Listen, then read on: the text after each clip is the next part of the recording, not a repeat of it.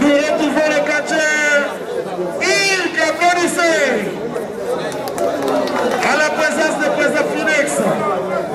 En deuxième position, nous réunissons le champion de Kinshasa, Animal Lyon, qui vient d'Atove. Combat est programmé 10 minutes, c'est le possible pour les preneurs. 5, 4, 3, 2, 1, 0. Activé. Entre-temps, à la pression de Koba, avec l'espoir d'enchaîner des nouveaux précédents de la personne qui ça. Face à il est là parmi nous ce soir.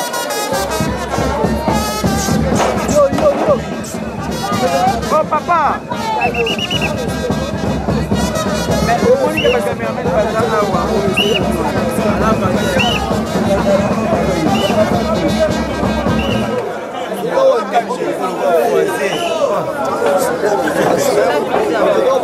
Voici les combats des champions de Kinshasa.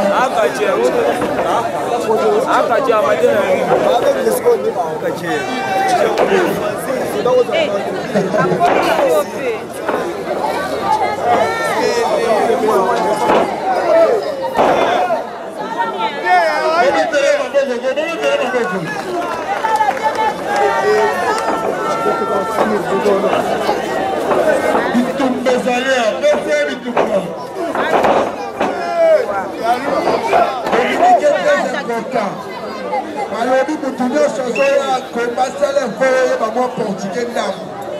Pour ceux qui vont donner la vidéo la portugais, on a la facilité en haut. Communiquer très important. Voilà.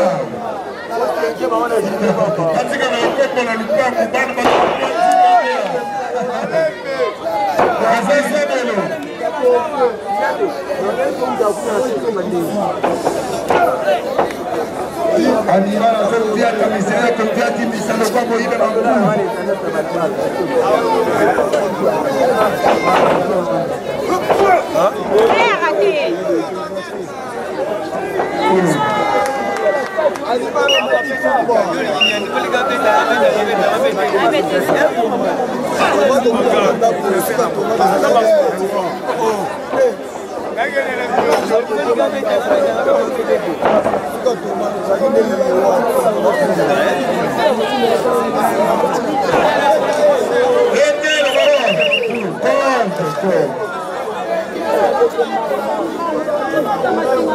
Alors, Bibi, il se fait la ouais, 9e combat d'Angélé de Loupou face à Togo ouvert. Le véritable mystérieux. Le thème à la main après ce combat.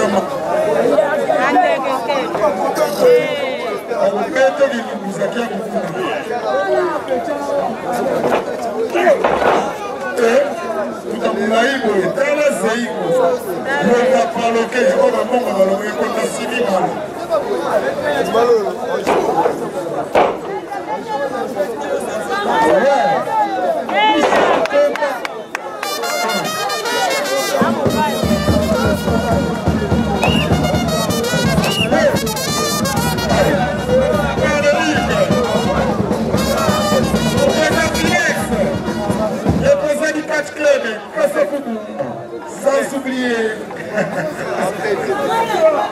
Et Douga, mon petit frère Douga, on fait ça sous nous.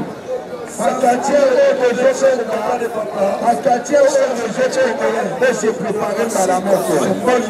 N'importe pas. Dans Gélène, Ambiel, la face à une. C'est la peine de combat.